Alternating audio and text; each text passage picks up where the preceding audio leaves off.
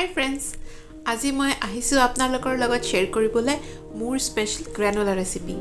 এই ঠাণ্ডাৰ দিনত এই ৰেচিপিটো বনাই খাওক, আপোনাৰ চুলি আৰু ছাল ধুনীয়া কৰি ৰখাৰ লগতে ৰাতিপুৱা সদায় উঠি ধুনীয়া ব্ৰেকফাষ্ট বনোৱা সমস্যাটো ইজিলি সমাধান হৈ থাকিব।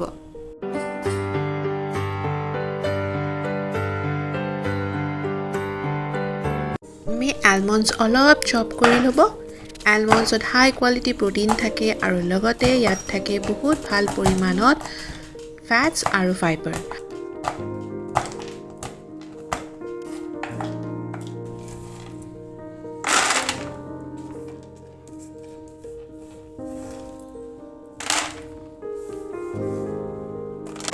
অলপ ব্ৰাজিল নাটছ নিশ্চয় ল'ব।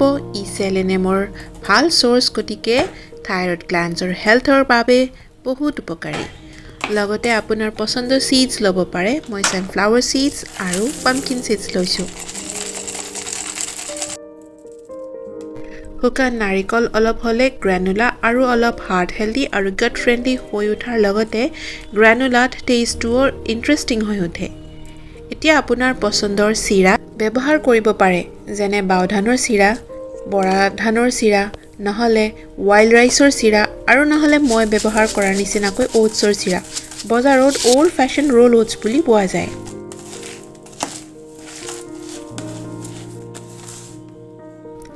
মই অলপ পিস্তা বাদামো দিছোঁ, নিদিয়াকৈও বনাব পাৰি। 3 পৰা 5 চামুচ নাৰিকল তেল এক্সট্ৰা ভাৰ্জিন কোল্ড প্ৰেছড হ'ব লাগিব।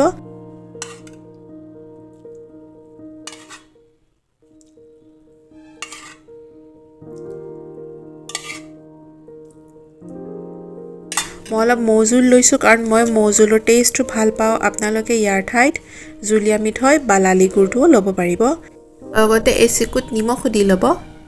1 চাহ চামুচ শুকান আদাৰ গুড়ি আৰু 1 চাহ চামুচ চফ নিশ্চয় ল'ব আৰু একেলগে ধুনীয়াকৈ মিহলাই বেকিং ট্ৰে এখনত বাকি লৈ ধুনীয়াকৈ প্ৰেছ কৰি 180 ডিগ্ৰী চেলচিয়াছত 15 পৰা 18 মিনিট বেক কৰিব।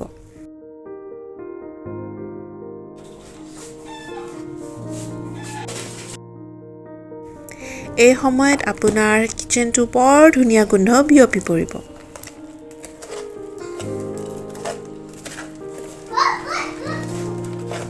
ঠাণ্ডা হ'লত আপোনাৰ পচন্দৰ ড্ৰাই ৰেজিনছ, চিয়া সিডছ ইত্যাদিবোৰ মিহলাই ক্ৰীম, দৈ ইত্যাদিৰ লগত পৰিৱেশন কৰিব।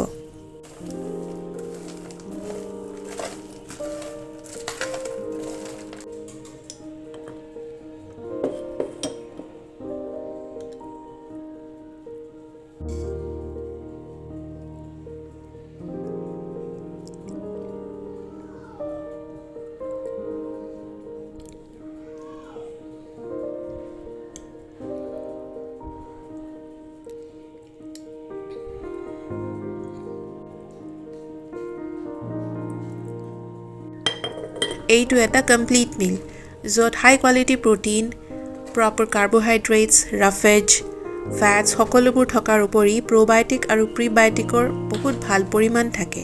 আৰু সেই গতিকে স্বাস্থ্য উপকাৰী হোৱাৰ লগতে আপোনাৰ ৱেইট লছ যদি আপুনি চেষ্টা কৰি আছে বহুত হেল্প হ'ব পাৰে।